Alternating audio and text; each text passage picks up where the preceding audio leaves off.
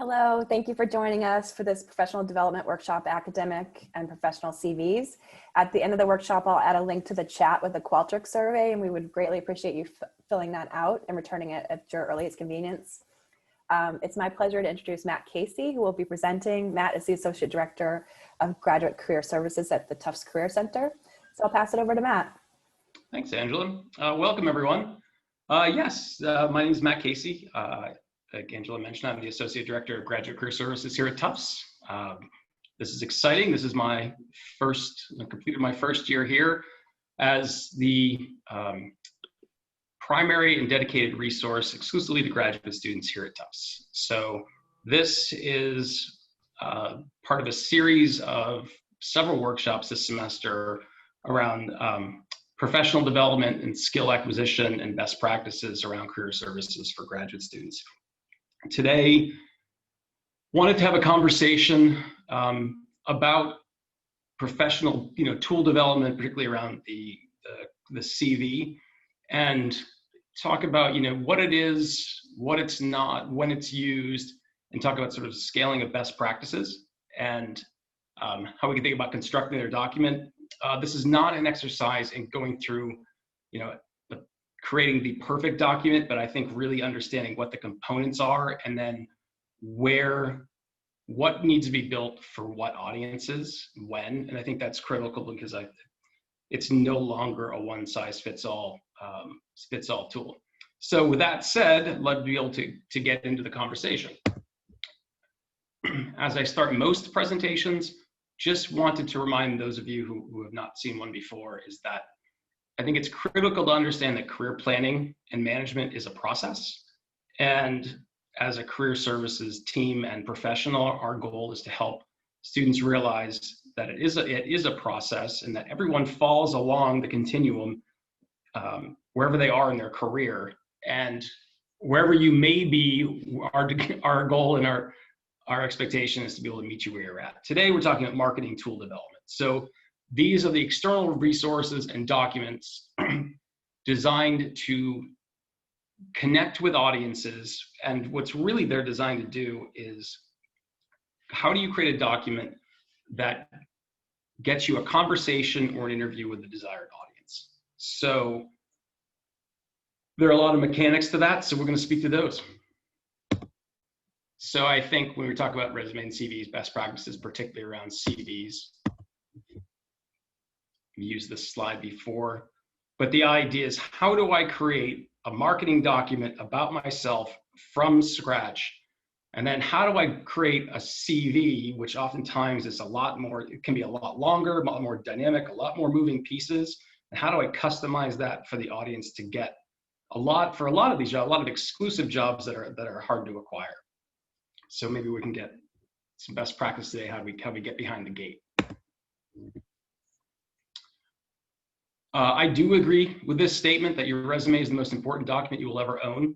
Martin Yate is an author of Knock 'em Dead Career Books, which I think is the best-selling resume and CV example book in the country.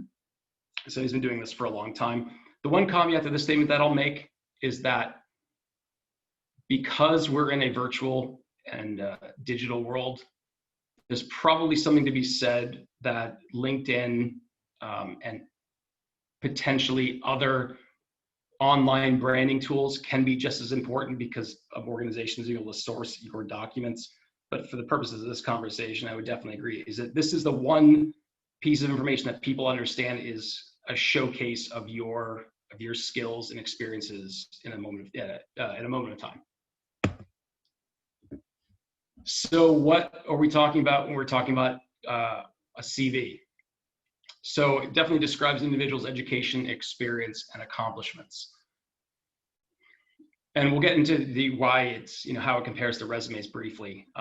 It certainly highlights academic-related qualifications, degrees and certifications, pedigree, professional development activities, and definitely contributions in your field, particularly those of you who are interested in working in academic or higher education pursuits in the future.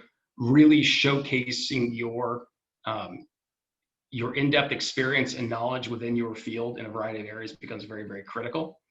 And it's typically longer Then a resume, where a resume is 1 to 2 pages, sometimes 3, depending on the number of years of experience, where a CV, for newer professionals can be 2 to 3 to 4 pages. And for a more senior academic professional, having been an executive recruiter in higher ed one time I read or looked at, certainly didn't read, a 99-page CV.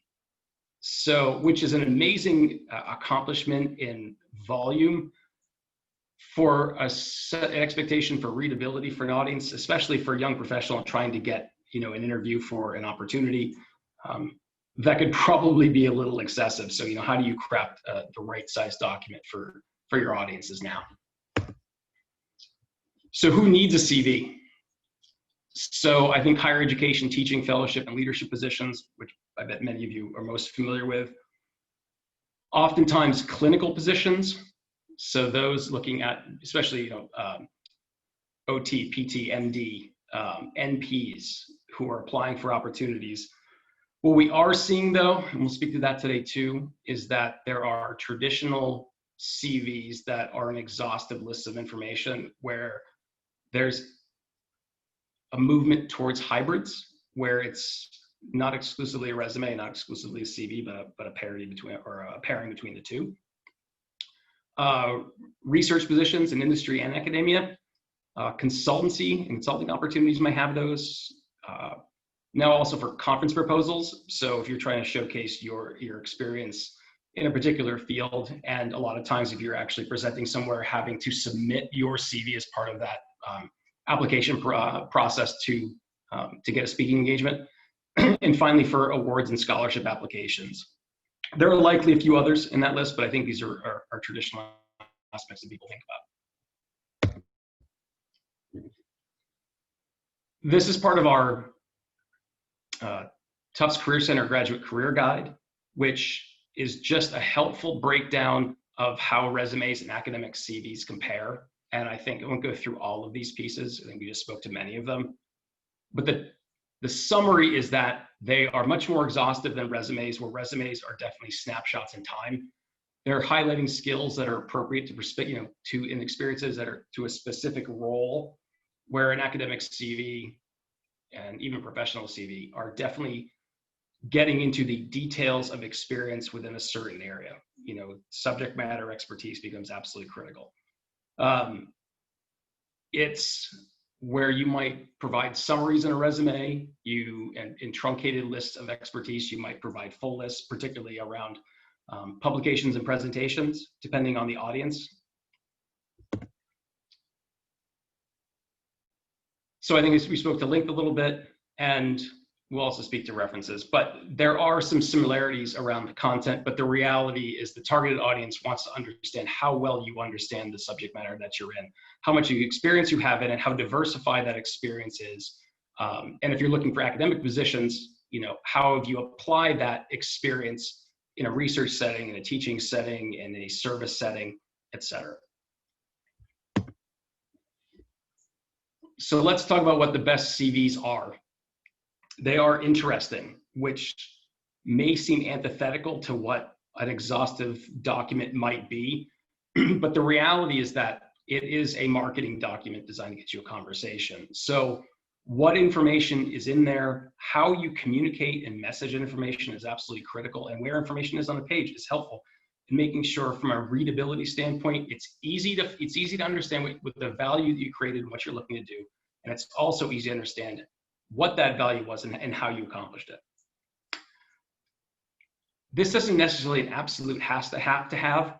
One of the things that we tend to be an advocate for resumes and CVs is having a title on them. And I'll show you an example later in this presentation. With the idea is that certainly if you're looking for opportunities or trying to build your brand and awareness in the marketplace, is if you're applying for an associate faculty position in chemistry, and that's the title of that opportunity, putting the title of that role on top of the page can become really interesting, because what a title does, it sets the expectation for the reader of what to look for in the page. What we don't want is to somebody see a 3, 4, 5-page document and try to draw a conclusion, given the fact that most resumes are read, and CVs are read within 6 to 10 seconds, and have them draw, hopefully not draw the inaccurate conclusion that, a conclusion that you don't want them to draw. So this is not an absolute. This is a consideration and a recommendation. I hope it goes without saying that CVs are accurate. So eliminating typos and mistakes and incorrect information. It doesn't mean perfect sentence structure. Writing in fragments is completely fine on a CV and a resume. But that being said, is that what is being said makes sense. Mistakes and errors and inaccuracies on a CV can throw out your candidacy, even though you may be the most viable candidate for a role, immediately. Because, especially we're looking at academic jobs when it's such a competitive landscape, is then making sure that document is verified and evaluated. And there are tools and resources and people, including the Career Center, that can help you manage that. They are also accessible. So making sure that just having your document in your hard drive or sent by email doesn't always have to be the best approach. Uploading your CV to a large job board or a targeted job board, like Indeed or Monster, where people can have, when a global audience of people can get access. Uploading your opportunities to Handshake, which is Tufts' internal job board and employer engagement platform. Uploading it to association and society job boards. So, particularly in your field of interest, as having been an executive recruiter for higher ed for a while, is that we do use associations and certification bodies as places to source talent. And a lot of those association and certification bodies have career pages and places as a member that you can upload your documents. They're also relevant. So they're directed specifically to the roles that you're looking for, and the vocabulary within the document is consistent with what the opportunity is looking for. Now, that is going to oftentimes be easier to do in a CV potentially than a resume because the objective is much more specific. But recognizing that there are going to be certain keywords within a position description online, making sure the ones that are the most important are in that document are important, because especially if you're submitting an application online, when you have a technology system that's filtering your document for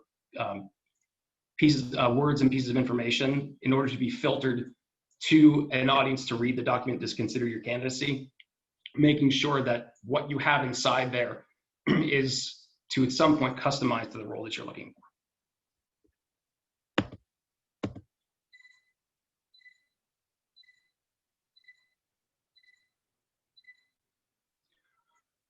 So that is how long we have between when a hiring manager or a recruiter looks at our CV and decides whether or not they want to make a decision to say yes, to move you along in the candidacy, to be a maybe, or put you in the no pile. That is not a long time to craft it for somebody to skim information and make a decision. But we think that's a huge opportunity, is that if you understand the mechanics of a document and how important formatting and structure can be, is that in the absence of crafting a format of readability, people will read it in a traditional way. You can shape a document so you can decide or help decide for the audience what they should be reading first. So as I mentioned before, your resume and your CV is a marketing and branding document to showcase skills, experience, and potential. And there are 4 pieces of that document. One is formatting, which is how it looks and how it's structured. The second is content, which is what you've done. Messaging and tone is how you communicate the value and the relevancy of the work that you've done. So the value that you're showcasing within each piece. And the last thing is flow, which is where information goes on the page that makes the most sense to the reader. There's not a one-size-fits-all approach to CVs in any way. So depending on the nature of the role you're looking for, recognizing that there's a modular approach to that, and it doesn't have to be a cookie cutter. So let's talk a little bit about formatting. There is no standard formatting for a CV or a resume, particularly around a CV. But here are a couple of best practices that can be very helpful. One is using consistent font sizes and types. So what one of the things that's is shared a lot around CVs, which is different than resumes, is one recommendation is that your contact details at the top should be in a sans serif font, and the content of your document should be in a serif font. And I've showed a bit of an example on these pages without going into the details of the difference between the sans serif and serif fonts, but it's sort of where the edges of fonts are elongated in different ways. So it's become somewhat of an expectation is that it differentiates information with the eye. That being said, I don't think this is an absolute with a document. I think you can have one font that's consistent across those places.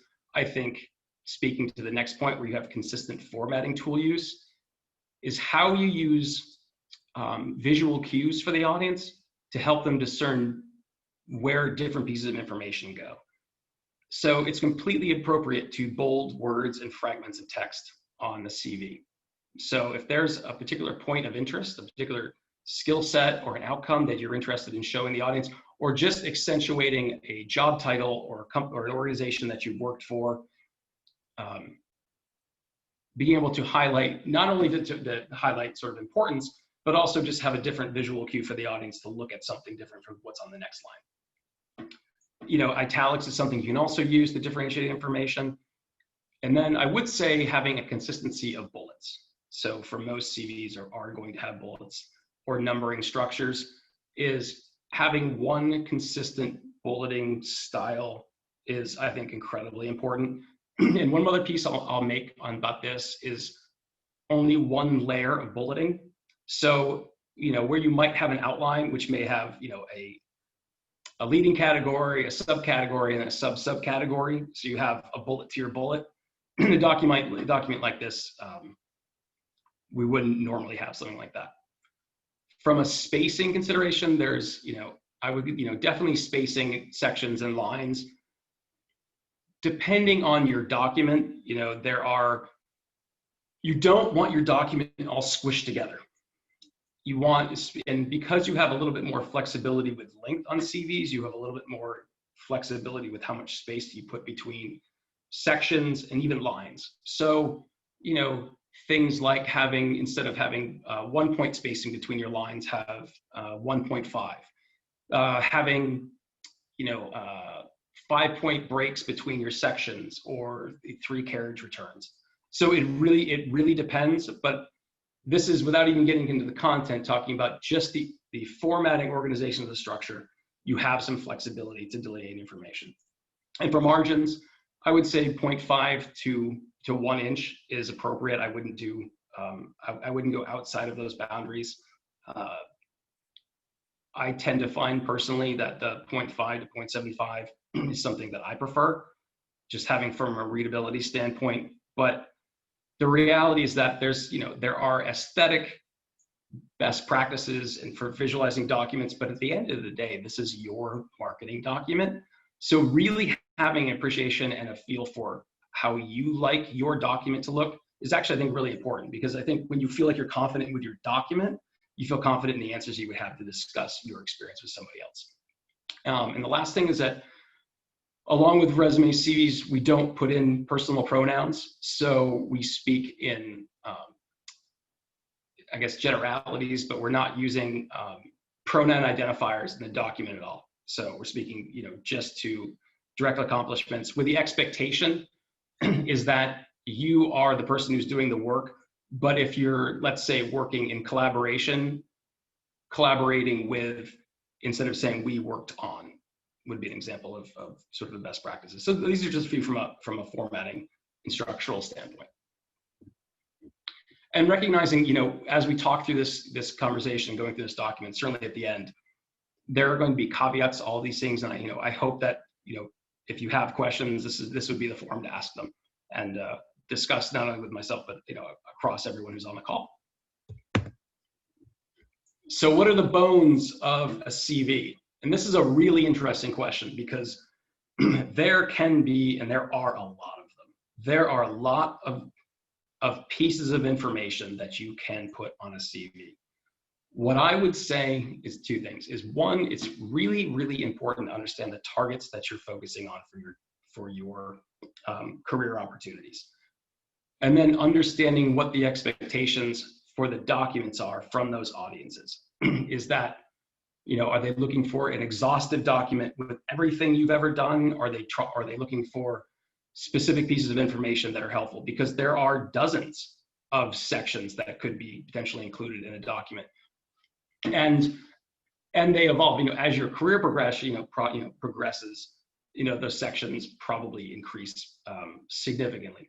But for the purposes of our conversation today, thinking about being a graduate student here at Tufts, and what can be useful moving forward is certainly from a baseline. One is contact information. I've added summary of qualifications, and probably should have asterisked this in this presentation, is that thinking about an executive summary could be helpful in a document like this. Certainly your education. Experience with an asterisk is that recognizing that it's not a one-size-fits-all standpoint. So how can we break that down to be more relatable to an audience? I'd say catch-all bucket of achievements, activities, and skills, but this is sort of an overarching bucket that I think covers all sort of the other pieces. And the last thing is references, because it's a conversation or a question that comes up often. In realizing that, there are frameworks of putting references in documents. I would say on the whole is that you don't necessarily need to put your references on your CV unless specifically asked. From a recruitment standpoint, if we're looking for opportunities, if we desire to move you forward with your candidacy, we usually ask for them. But making sure when you're looking at a particular position description that you read and understand if this specific qualification is in, whether or not you should add it or not. So contact details. So I think having your full name can be important. And this is just one example of what a header could look like on a CV. One question is asked is that, should I put my academic credentials in my header? I think one benchmark is that when you have achieved whatever the level of your terminal degree is, but have completed that degree, is be able to put that. So when you have earned your PhD, putting PhD after your name is appropriate. But if you are all but dissertation, that can be misleading to the audience. So, and they, within your education section, they can see that you're a PhD candidate for a job. Should you put your address? On a resume, most of the time, I would say no. And one of the reasons is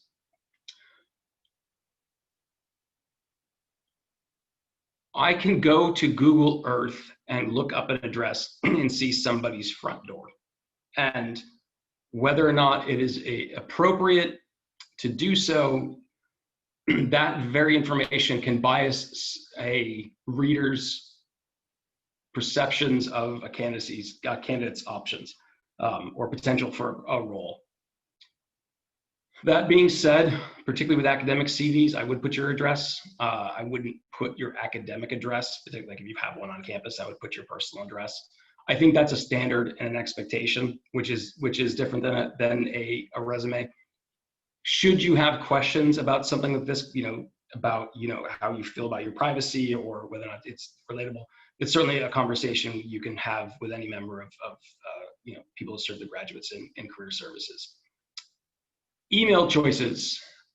While a matriculated student at Tufts, I think it is okay to have your Tufts email as a point of contact. When you graduate, I would recommend moving your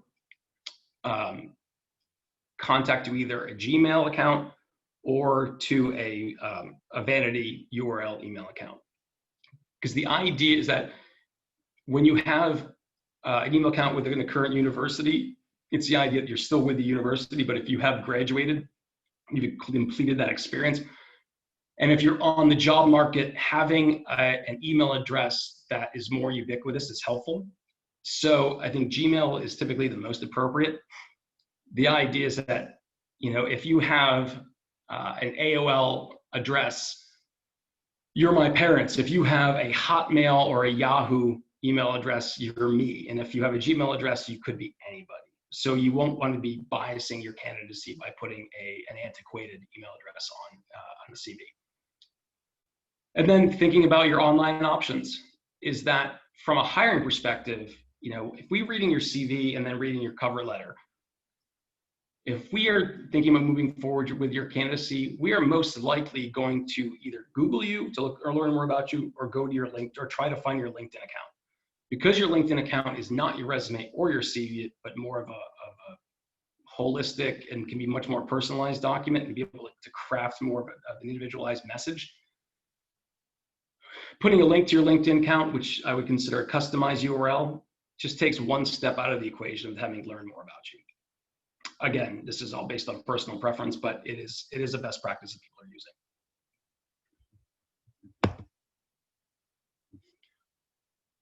Typically, the next section is always education. And there are some basic frameworks. Again, there's not one singular way to craft the education section. I will say from a top point line is that your education should be in reverse chronological order. So whatever your most recent academic endeavor is what goes first, and then the one before that, and the one before that. I would bold the degree titles for emphasis, and even considering bolding your the organization, and particularly the title of your role. In this particular case, it's just bolding the university where you've matriculated. In this particular case, you've added a dissertation with just the title underneath the piece. This is a possibility. You're not relegated to this. Especially for PhD students, there's an expectation that there is a dissertation or a final project that is validating your elite competency in that particular area. But this could be a way to just showcase that breakdown. This, I think, is important, is that making sure, this is a formatting issue, is making sure your dates are justified to the right margin. And this doesn't mean tabbing over and eyeballing it. This means using basic editing functions, particularly in Word or whatever editing tool you're using, is making sure everything is flush to that line. This is where having consistency shows precision and attention to detail, which I think is important to audiences. Now, in this particular case, it is just with years, depending on the audience, putting specific months. If you have the space, I would spell out the full month. So if you were, June 2006 to May 2011 with the full name, and if you're considering space to be a challenge, maybe the line is too long, is putting a 3-letter abbreviation for that month can be fine. For those of you, for graduation, you can put expected graduation May 2021, for instance, for your most recent degree here at Tufts, which just lets the audience know that that's when you're finishing. Here's another example. This will not be example for Tufts, where again, a different font size, definitely a similar structure, and showcasing a little bit of information. For GPA, the standard on a document is a 3.5. So if you've achieved a 3.5 in your program, I think it's fine to put on. If you haven't, it's a tendency to leave that off. That being said, as graduate students, there's an expectation that the graduate program that you've matriculated into, and in this case, Tufts, which is certainly an impressive school to have access to and become a student of, The expectation is that the organization has vetted your candidacy as an undergrad to become a graduate student. So if you don't feel comfortable necessarily putting your degree, your GPA, unless it's specifically required by the job description, it's fine to leave it off. After education is typically experience. And where I put relevant experience and cross relevant experience out is that experience is not just a large bubble to drop everything at once. This is an opportunity to really customize subject matter, what you want the reader to understand about your professional and academic experience, particularly those graduate students around academic experience who are looking for academic roles.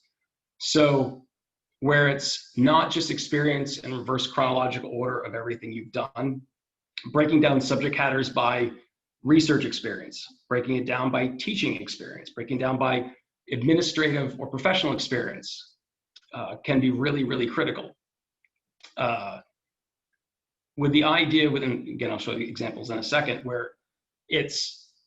whereas a resume can be sort of overarching bullets, and this is a little bit, this particular example is a little general, is that what you're trying to do, if you've done specific research or become a research assistant, on campus, is really being able to think about messaging what the value of what you did was. And here's what's important, is that really helping the audience understand what the situation is, what you did within that situation, and what the value was. Now, here's something that I think can be very important. And this evolves when we get with CVs, especially in the academic setting, is that I think it could be by the volume of consistent work in a certain area, building a brand, you can have a little less contextual content. But as you're getting into a new role, a new marketplace, being really thoughtful about really showcasing the audience what you've done and who you've done it for and why it was important is critical. Making sure the audience understands that you know how to simplify complexity. And I think that is important because for many of you, you're studying complicated, interesting, dynamic elements where maybe there might be a handful of you in the world who might have the expertise that you have. But recognizing that the people that are oftentimes hiring for these opportunities don't necessarily have the clarity of understanding or the specific nuanced technical details that you might have. I'll skip ahead to one.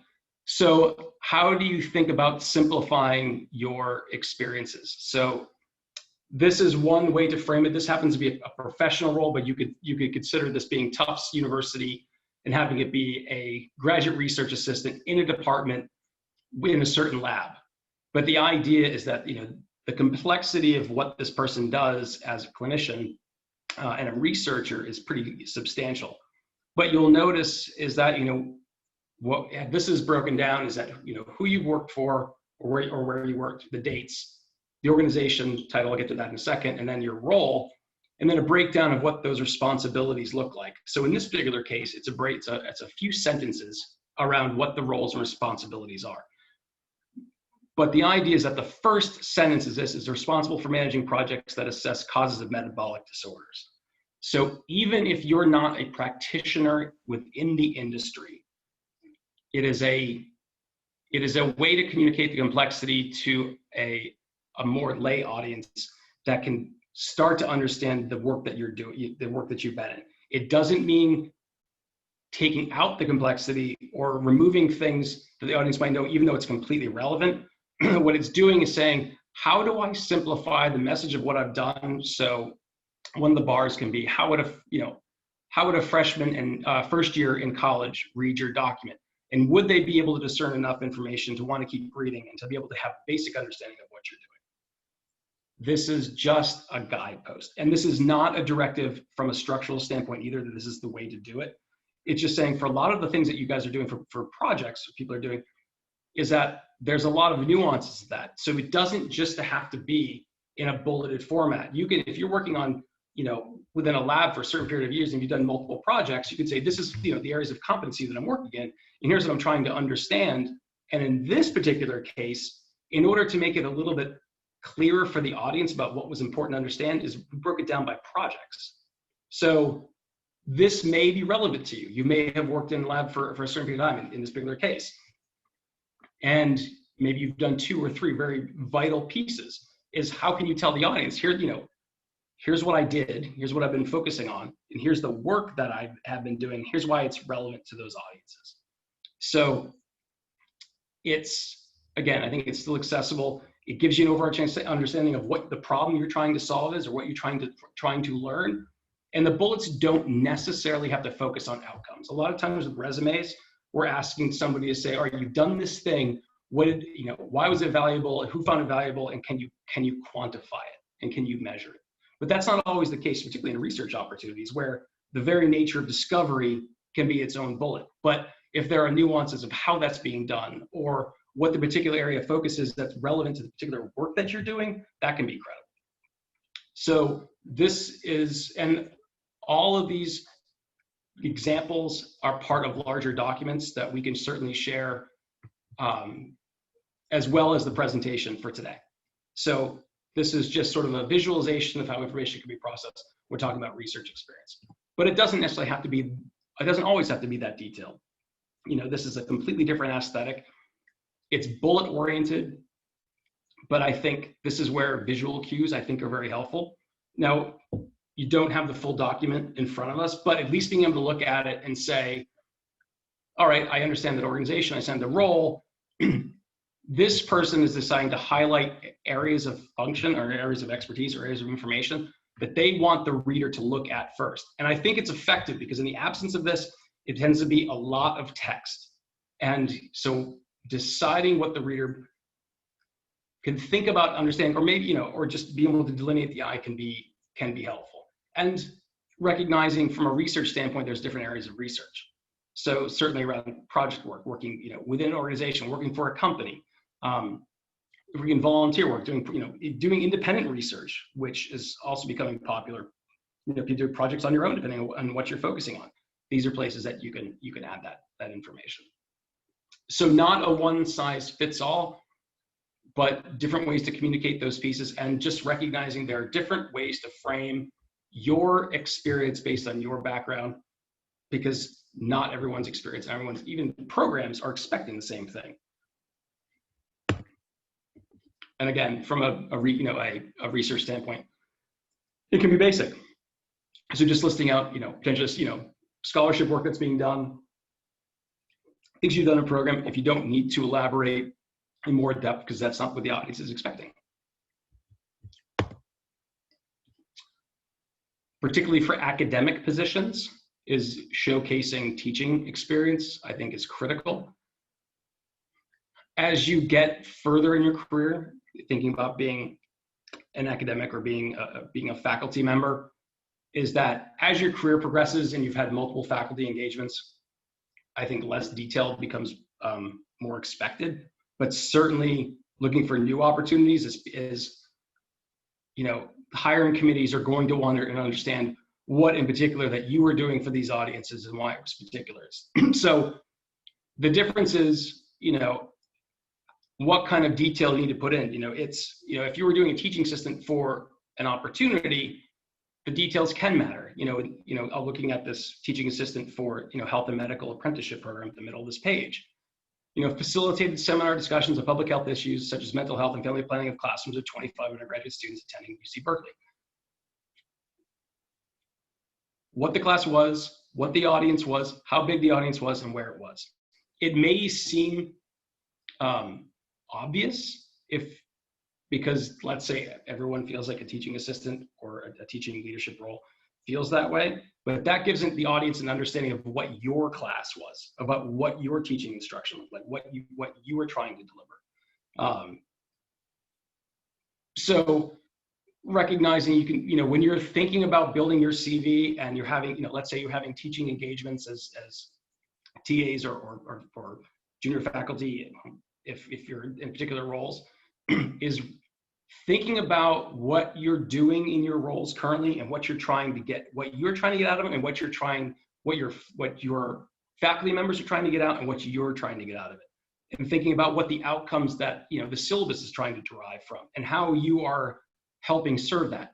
If there are new methodologies or new tools and technologies that you're embracing to do this, this could be particularly appropriate in this time where so much of the world is migrating to a virtual landscape. If you've evolved your teaching work to an asynchronous and synchronous model, I'd want to know that, and how much offline work are you doing, and what type of tools have you become an expert in this particular situation. So this is just an iteration, is that, teaching comes in a variety of examples. For the CV, it's depending on what the audience is. If you've taught 10 classes, it may be listing those 10 classes. It might be expanding on 2 or 3 of them and listing the other ones depending on what you're doing. So it doesn't always have to be fully robust like this. It could just be lists of them, but here's just a few different examples to keep an eye on about showing what you've done in those roles. Certainly thinking about awards and scholarships, especially for academic roles, but I think this would still be true for professional roles as well. I've certainly seen it in clinical applications. This is where recognition for your scholarship, your experiences, and it doesn't necessarily have to be awards or recognition specifically related to the practice that you're pursuing. Being recognized by an external audience for something that you've done in an academic setting can be very, very valuable. And these just happen to be 2 different ways to showcase that information. These lists can be very long, they can be, but at the very minimum, what the award was, who you received it from, and when you received it. And that's critical because, for somebody who's trying to validate something like this, who delivered this, and this could be true of like certifications, I'll get to that in a minute, is making sure who certified you is important, because we'll look that up. Is that, we can look up the American Society for Engineering Education and see if there's a National Defense Science and Engineering Graduate Fellowship Award. So making it easier for the audience to understand, why you've been recognized, but also recognizing that, making sure there's enough information there so they can validate it. Presentations and posters. And again, I think for a lot of you that are familiar with that, I'm echoing a lot of things that are probably likely familiar, hopefully in this conversation. There are some elements that hopefully are some nuances that can be helpful, for a resume or a CV hybrid. So for you don't need a full-blown CV, and that's oftentimes very true for non-academic roles. Or if you're speaking at a conference, you can have a truncated or selected list of presentations for those particular roles. So they could be the ones, and your presentations do not have to be in reverse chronological order. You can put them by order of importance that you think are relevant to that audience. So it could be whether or not you're first author on a paper, or the topics that the first 5 you put on are the most relevant. Just knowing that the dates don't have to do it, and making sure you're adhering to guidelines specifically about. Just trying to think about guidelines for writing specific presentation information, on a document like this. So within presentation, could be posters at big conferences. You could put them all together. I would probably consider separating them out. I think it showcased the different areas where you've demonstrated information either externally or externally. Publications certainly being its own section, and with publications, I sort of listed some possibilities. Press or blogs or books or journals or association or magazines or other publications. Now, here's the thing with publications. It does not have to be published to be valid on, especially an academic CV. You can put, publications, you can put works in progress. And again, I'll be able to share a variety of templates from external examples, but also existing faculty here at Tufts and how they have showcased that information about what they've been working on, because they're like, you might be working on 10 different papers at the same time, different collaborations. They may not be featured in any journals yet, but I'm wanting to understand that this is the current scholarship that you've been focused on can be very, very important. I think having a skills and proficiencies and competencies section on a CV can be very, very helpful. I think this is a more modern approach to CV development, and I think these are just some different examples. So let's say you're a researcher with a clinical background. I'd want to understand what your techniques and instrumentation experience is. So can you use the tools of the profession in which you're trying to work on? And are you recognizing any emerging tools or techniques in there? Can you segment out the technical skills that might be relevant? For instance, the secondary, like what programming languages you have, what scientific applications you have, what software tools. Can you sub-segment your software tools? Can you, are there, for many of you that are doing, complicated research, you're going to have, database administrative tools and business intelligence tools. You're going to have analytical tools. You're going to have data visualization tools. You're going to have presentation tools. All skills that are used as part of the story about how to do the work that you're doing and also communicate it to different audiences. So these are just a few different examples of sort of highlight those pieces. So it's telling the audience, I know how to do the things that help me do my things that I want to do. Definitely recognizing certifications, professional memberships. And I'd say certification memberships and affiliations can be helpful. This, they don't always have to be delineated by year, but it's especially for, I'd say, clinical and a lot of research positions, laying out and separating your certifications from your memberships can be helpful. So, if you're going to be a practitioner, I'd like to see that, you have CPR certification or this particular methodology or this particular, or if it's assessment training, for if any of you on the call there from like occupational therapy, that can be helpful. So this just recognizes your connections and membership. And you could potentially put leadership roles in this as well. And I would say service is another component. So where are you making and who are you making contributions to? This will likely evolve with your career as well. These are just two quick examples from CVs. These happen to be from two faculty members where they have been helpful. So have you done peer review journal work? Have you done consulting work? Have you done manuscript evaluation? Have you been on an editorial board? Have you been on a governing body or a community group that's relevant to what you're trying to do? So recognizing it's your affiliation with certain options, but I think where this one is saying we're sort of affiliations where it's membership, I think of service as a way to articulate direct contribution. So they're deriving an organization that may be deriving value from you within, outside of potentially the structure of higher ed that you're currently working in, or depending on Tufts particularly. But here's a quick list of, we've covered, I think, some of the fundamentals of what a CV development design might look like. Licenses and, but you can, potentially what you're looking for, adding relevant coursework. If there's specific elements, be helpful. I think having research interests, which is on the other list, can, is found a lot on the first page of people saying, so what are you trying to focus on? What are you interested in? What are you looking to do? Workshops presented in, skills, experience, languages, grants can be helpful.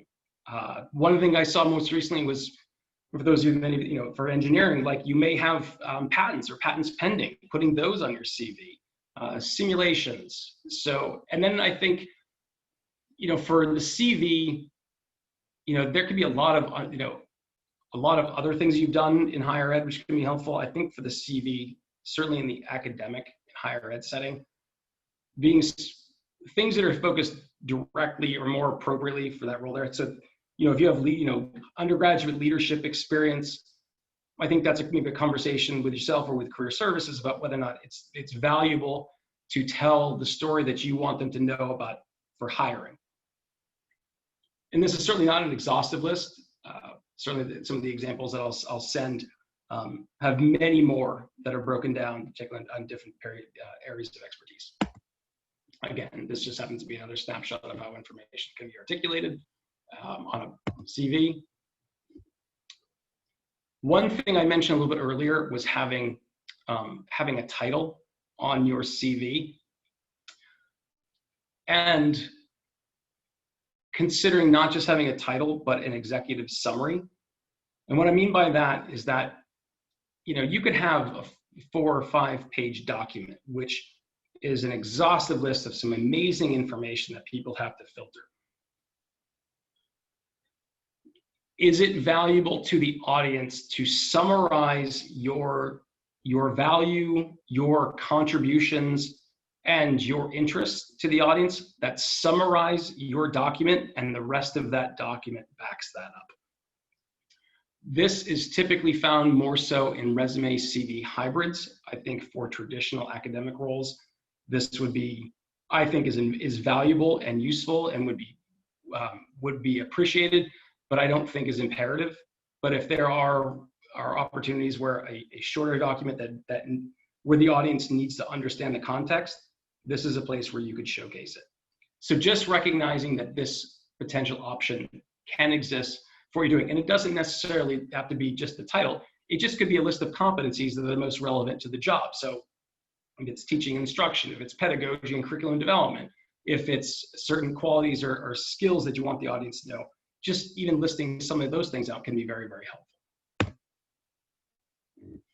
And this is just an example for those, from a clinical standpoint, where, showcasing, field work, which could also be very, very true for non-clinical work. So these particular rotations, but you could, field-based work in any capacity. And in this, in one example is just a list of where, I studied trauma surgery at Brigham and Women's from this date, versus, the next section is saying, I did pediatrics at Lynn Pediatrics, and this is why you need to know more about what that role and expertise was for that job.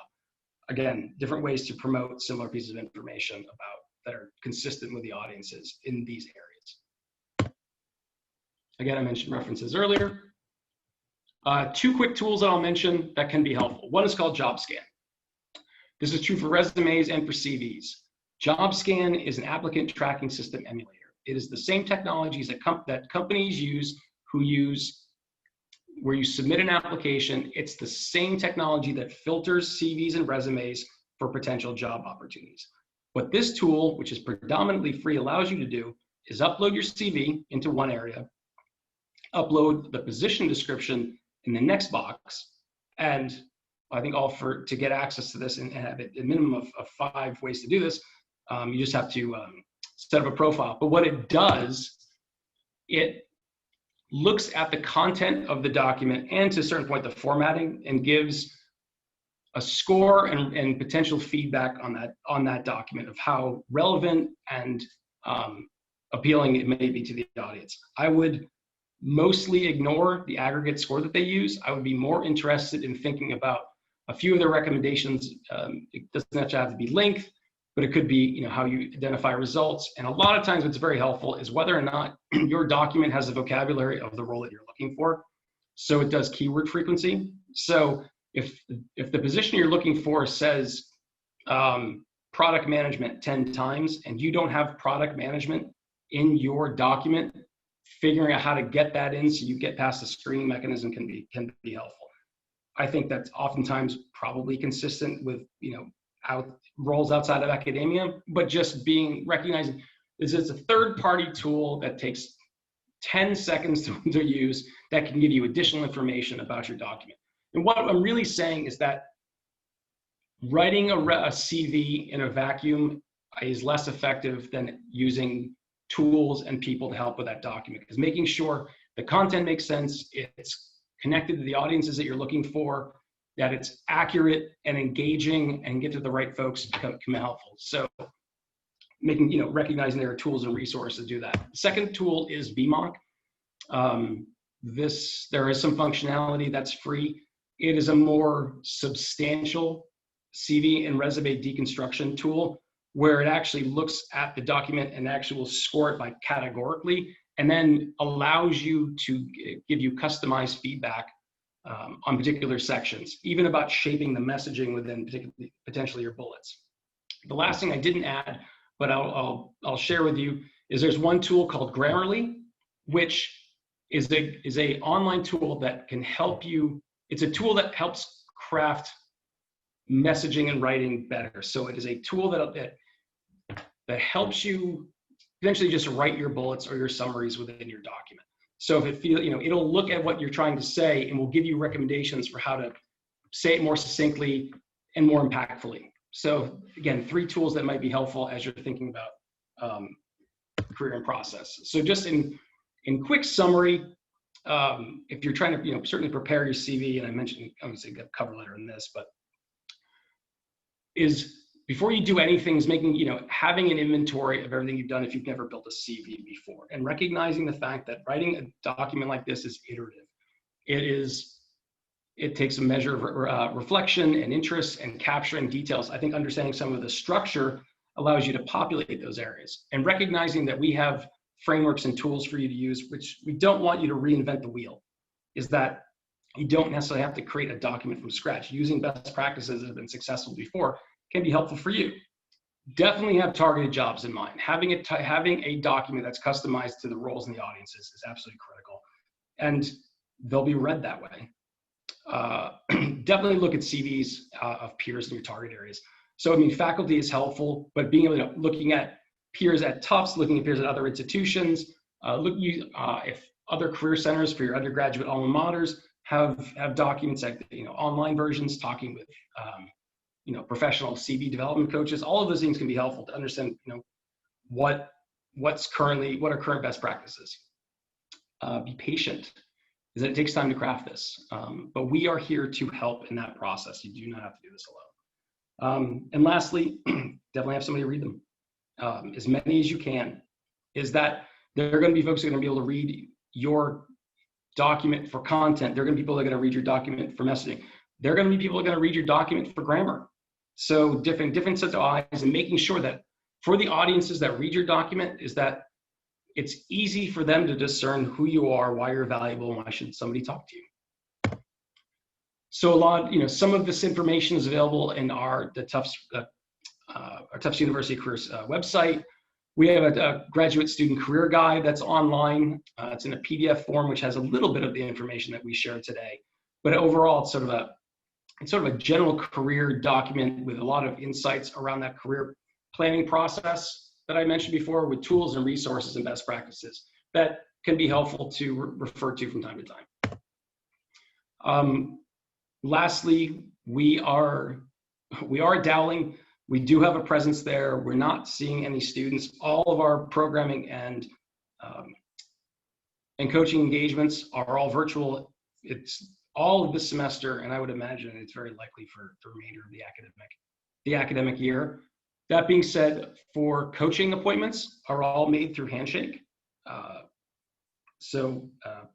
And for looking at job opportunities as well. So using Handshake, and then connecting directly with me for conversations, related to this or anything else. My email address is matthew.casey@tufts.edu. So I appreciate your time and expertise, or your time and interest, and I hope this is a valuable conversation for today. And once you break this down, I'm happy to answer any and all questions, or bring up some examples that might be helpful for the conversation. But I'm grateful for everyone's time today.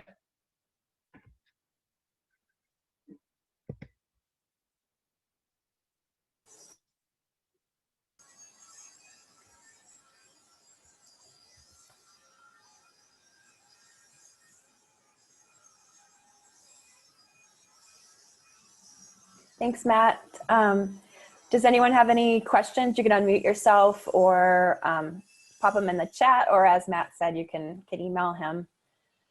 But we will be sharing the slides, and please complete the survey that's, put the link there, so we can get your useful feedback.